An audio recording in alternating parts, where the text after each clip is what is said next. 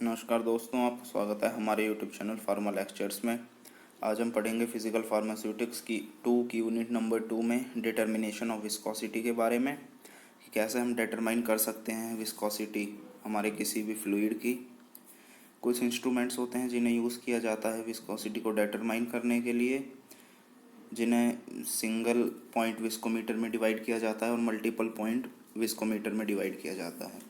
Single point viscometer वो होते हैं जो न्यूटोनियन फ्लूइड्स के लिए यूज़ किए जाते हैं। न्यूटोनियन फ्लूइड्स हमें पता ही है कि शेयर स्ट्रेस और शेयर स्ट्रेन के बीच में एक लीनियर रिलेशनशिप होती है, उधर उन दोनों ही डायरेक्टली प्रोपोर्शनल होते हैं। सिंगल पॉइंट विस्कोमीटर जो हमें पढ़ने हैं इस यूनिट में वो हैं कैपिलरी विस्कोमीटर, जिसे हम ओसवाल्ड विस्कोमीटर भी बोलते हैं, और falling sphere viscometer. Multiple point viscometer वो होते हैं जो नॉन न्यूटोनियन फ्लूइड्स के लिए यूज़ किए जाते हैं। नॉन न्यूटोनियन फ्लूइड्स भी हमें पता है, जिसमें शेयर स्ट्रेस और रेट ऑफ शेयर स्ट्रेन के बीच में नॉन लीनियर रिलेशनशिप होती है। मल्टीपल पॉइंट विस्कोमीटर जो हम पढ़ेंगे इस यूनिट में वो हैं cup and wow viscometer, cone end plate viscometer. तो आइए स्टार्ट करते हैं सिंगल पॉइंट विस्कोमीटर से। सबसे पहले विस्कोमीटर क्या होता है। A viscometer is a instrument use to measure the viscosity of fluid. Viscometer एक ऐसा इंस्ट्रूमेंट होता है जिससे हम फाइंड आउट करते हैं हमारे किसी भी फ्लूइड की विस्कोसिटी, चाहे वो न्यूटोनियन हो चाहे नॉन न्यूटोनियन हो, हम उसकी विस्कोसिटी को मेज़र कर लेते हैं इस इंस्ट्रूमेंट से। सबसे पहले सिंगल पॉइंट विस्कोमीटर में आ जाता है कैपिलरी विस्कोमीटर, जिसे हम ओसवाल्ड विस्कोमीटर भी बोलते हैं। ये सिंगल पॉइंट विस्कोमीटर में आता है तो हमें पता है सिंगल पॉइंट विस्कोमीटर वो होते हैं जो यूज़ किए जाते हैं न्यूटोनियन फ्लूइड्स की विस्कोसिटी को मेज़र करने के लिए। The Ostwald viscometer is use to calculate the viscosity of Newtonian fluid. The viscosity of Newtonian fluid is calculated by measuring the necessary time for the fluid to pass amongst two marks. जो हमारा capillary viscometer होता है, इसके अंदर एक glass tube होती है, U shaped की होती है, जिसमें दो बल्ब्स होते हैं, बल्ब ए और बल्ब बी। जो बल्ब ए होता है उसके ऊपर 2 मार्क्स होते हैं। हम मार्क्स ए और बी भी बोल सकते हैं, कुछ भी नाम दे दो उन्हें। तो हम उसमें टाइम मेज़र करते हैं कि ऊपर वाले मार्क से नीचे वाले मार्क तक आने में लिक्विड को कितना टाइम लगा। उसके बेसिस पे हम उसकी विस्कोसिटी को मेज़र करते हैं। सबसे पहले प्रिंसिपल देख लेते हैं इसका कि कैपिलरी विस्कोमीटर का प्रिंसिपल क्या होता है। सबसे पहले तो जो प्रिंसिपल होता है उसमें हम एक ऐसे लिक्विड को फ्लो कराते हैं अपने यू शेप्ड विस्कोमीटर से, या फिर ओसवाल्ड विस्कोमीटर बोल सकते हैं उससे, जिसकी हमें डेंसिटी पता हो। मतलब वाटर को पहले उससे नॉन किसी भी लिक्विड को हम उससे पास आउट कराते हैं और टाइम मेज़र कर लेते हैं कि कितना टाइम लगा। फिर उसके बाद हमारा जो अननोन सैंपल है उसे पास कराया जाता है ऊपर वाले मार्क से नीचे वाले मार्क तक, कि उसे ऊपर वाले मार्क से नीचे वाले मार्क तक आने में कितना टाइम लगा हमारे फ्लूइड को। जब हम ये टाइम मेज़र कर लेते हैं तो एक इक्वेशन है विस्कोसिटी की, η1 equals to ρ1 T1 upon ρ2 T2 into ρ2। उससे हम मेज़र कर लेते हैं। आइए डायग्राम की हेल्प से समझने की कोशिश करते हैं। यह है हमारा ओसवाल्ड विस्कोमीटर, जिसे कैपिलरी विस्कोमीटर भी बोलते हैं। यहाँ पे 2 बल्ब्स होते हैं, एक तो बल्ब बी, एक बल्ब ए। जो बल्ब ए होता है उसके नीचे कैपिलरी भी अटैच होती है, ये रही कैपिलरी। सबसे पहले हम एक नॉन सैंपल को, जैसे वाटर ले लिया हमने, जिसकी हमें डेंसिटी पता हो, उसे फ्लो कराया जाता है। यहाँ तक इसे भर देते हैं पॉइंट मार्क सी तक, और इसे मार्क डी तक आने में जितना टाइम लगा, ऊपर से नीचे आने में जितना टाइम लगा उस लिक्विड को, ये टाइम हम मेज़र कर लेते हैं। ये टाइम कुछ भी हो सकता है। फिर इसके बाद हम अननोन सैंपल को, जिसकी हमें विस्कोसिटी फाइंड आउट करनी है, उसे सबसे पहले फिल करते हैं अपने ओसवाल्ड विस्कोमीटर में मार्क सी तक। फिर टाइम मेज़र करते हैं कि मार्क सी से मार्क डी तक आने में हमारे लिक्विड को कितना टाइम लगा। इस टाइम को मेज़र करने के बाद हम इस इक्वेशन की हेल्प से η1 equals to ρ1 T1 η2 upon ρ2 T2, इसकी हेल्प से हम विस्कोसिटी मेज़र कर लेते हैं। यहाँ पे ρ1 है अननोन लिक्विड डेंसिटी जिसकी हमें डेंसिटी पता नहीं है। ρ2 है नॉन लिक्विड डेंसिटी, जैसे हम वाटर यूज़ करते हैं जनरली, तो वाटर की डेंसिटी।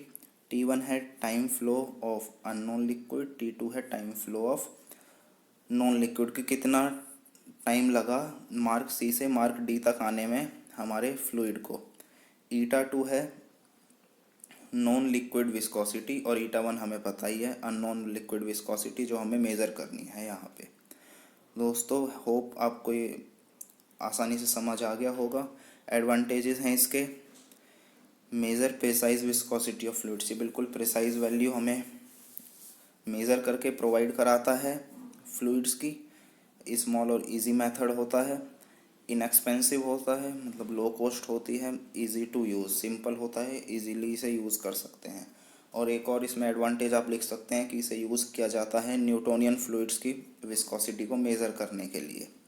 तो दोस्तों इस वीडियो में बस इतना ही, धन्यवाद। हमने सिंगल पॉइंट विस्कोमीटर में पढ़ा था ओसवाल्ड विस्कोमीटर जिसे कैपिलरी विस्कोमीटर भी बोलते थे। अब ये सेकंड वाला है फॉलिंग स्फीयर विस्कोमीटर। तो आइए इसे समझते हैं होता क्या है।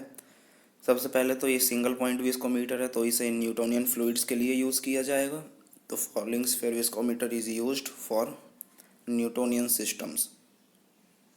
इसका प्रिंसिपल क्या होता है, जो आप इसके नाम से ही समझ सकते हैं। फॉलिंग मतलब फॉल होना, गिरना, स्फीयर मतलब कोई स्फेरिकल वॉल होगी, और विस्कोमीटर विस्कोसिटी मेज़र करने के लिए जो इंस्ट्रूमेंट यूज़ होता है।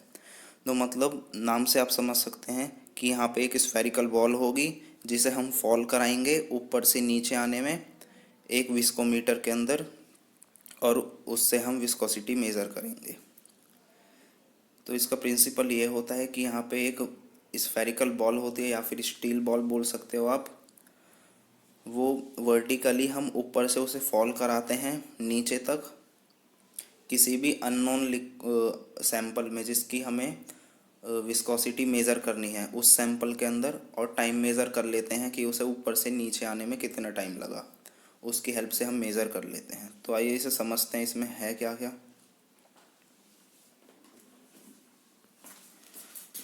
सबसे पहले ये है हमारा फॉलिंग स्फीयर विस्कोमीटर। जो फॉलिंग स्फीयर विस्कोमीटर होता है उसके अंदर ये है सैंपल, हमने ये सैंपल फिल कर रखा है अपने ग्लास ट्यूब के अंदर। ये जो हमने देखा अभी ये ग्लास ट्यूब है, ये ग्लास ट्यूब है। ग्लास ट्यूब के हम अंदर अपना सैंपल फिल करते हैं जिसकी हमें विस्कोसिटी मेज़र करनी है। और यहाँ पे एक बॉल होती है स्फेरिकल बॉल जिसे बोलते हैं, जिसे हम फॉल कराते हैं ऊपर से नीचे की तरफ। तो हम मेज़र करते हैं कि हमारी स्फेरिकल बॉल को उस फ्लूइड के अंदर जिसकी हमें विस्कोसिटी मेज़र करनी है, इस स्फेरिकल बॉल को टॉप से बॉटम तक आने में कितना टाइम लगा, हमें ये मेज़र करना होता है। और ये जो हमारे ग्लास ट्यूब के चारों तरफ ये जो बॉक्स बना हुआ है इसे हम बोलते हैं जैकेट। और इस जैकेट का पर्पज़ क्या होता है, इस जैकेट के अंदर हम लिक्विड अपना फिल कर देते हैं, वाटर फिल कर देते हैं, और एक कांस्टेंट टेम्परेचर हम मेंटेन कर देते हैं ताकि कोई टेम्परेचर में वेरिएशन ना हो, और जो विस्कोसिटी है हमारे फ्लूइड की जिसकी हमें विस्कोसिटी मेज़र करनी है उसमें कोई चेंज ना आए, वो सेम रहे और हम इजीली उसे मेज़र कर लें।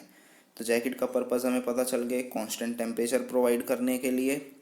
बीच में होता है सैंपल ग्लास ट्यूब जिसके अंदर हम अपना सैंपल लिक्विड फिल करते हैं। यहाँ पे सैंपल लिक्विड फिल करने के बाद ऊपर से हम अपनी स्टील बॉल को फॉल कराते हैं और टाइम मेज़र कर लेते हैं कि टॉप से बॉटम तक आने में कितना टाइम लगा हमारी बॉल को।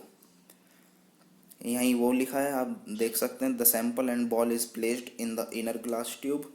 जो सैंपल है जिसकी हमें विस्कोसिटी मेज़र करनी है और बॉल जो हमारी स्टील की बॉल है उसे हम ग्लास ट्यूब के अंदर प्लेस्ड कर देंगे, और जो टेम्परेचर इक्विलिब्रियम है उसे मेंटेन कर देंगे जैकेट है जो है सराउंडिंग में उसके अंदर वाटर फिल करके।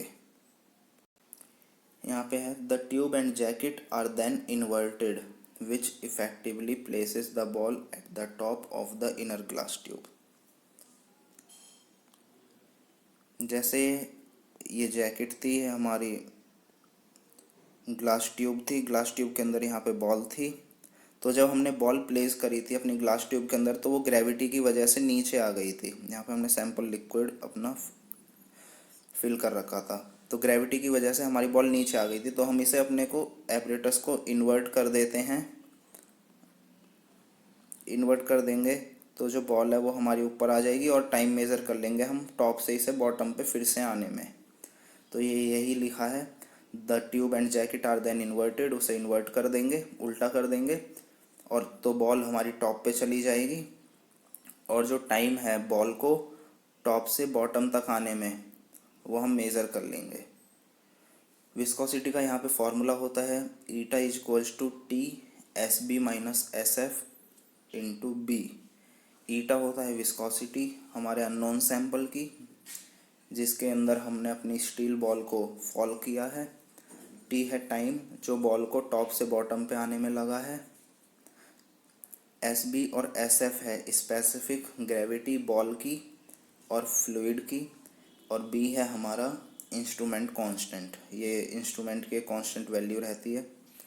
एडवांटेजेस हैं कि जो हमारा फॉलिंग स्फीयर विस्कोमीटर होता है वो हाई शेयर डिवाइस होता है, मेंटेनेंस कॉस्ट कम होती है, इजीली यूज़ कर सकते हैं, और न्यूटोनियन फ्लूइड्स की विस्कोसिटी को मेज़र करता है। तो दोस्तों इस वीडियो में बस इतना ही। अगर वीडियो अच्छी लगी हो तो वीडियो को लाइक करें, शेयर करें और चैनल को सब्सक्राइब करें।